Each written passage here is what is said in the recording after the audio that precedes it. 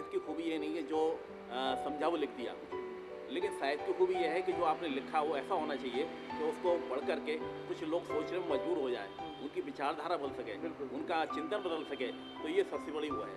और अभी भी मैं ये समझता हूँ कि इस आर्टिकल को लिख करके अगर किसी एक बच्ची के भी प्राण बचा सका तो मेरी लेखनी धन्य हो जाएगी। अशोक जी, सबसे पहले जानना चाहेंगे किस तरह से अभिव्यक्ति आपके अंदर थी जो शुरू से आपको साहित्य क्षेत्र में जुड़े? नहीं, साहित्यिक क्षेत्र में तो मैं अपना कॉलेज लाइफ से ही हूँ और बहुत सारे मेरे मैगजीन्स वगैरह वगैरह आर्टिकल्स और कविताएँ हमारी होम मैगजीन पे निकलती रही हैं, कुछ लोकल लेकर भी निकलती रही है, जी, जी। लेकिन ई पेपर से मैं किसी से पहली बार लिंक हुआ हूँ। कैसा अनुभव मानते नहीं, हैं? बहुत अच्छा अनुभव है। और ये जो मैंने आर्टिकल दिया था, अखबार में एक हेडलाइन थी कि अंतर्राष्ट्रीय बुजुर्ग दिवस को बुढ़े माँ बाप को घर से धक्के मार के बाहर निकाला। तो वो एक लाइन जो मेरे दिमाग में थी क्लिक हो गई, तो वो वहाँ से मेरे को प्रेरणा मिली इसको लिखने की।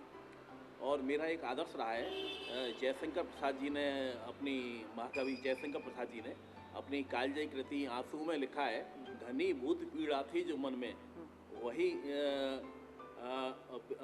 स्मृति मस्तिष्क में स्मृति बनकर छाई, दुर्दिन में वही आंसू बनकर आज बरसने आई। जी। तो मेरी जो पीड़ा थी, मेरी जो व्यथा थी और जो मेरी वेदना थी, वही मैंने इस पेपर पर उतार दी है।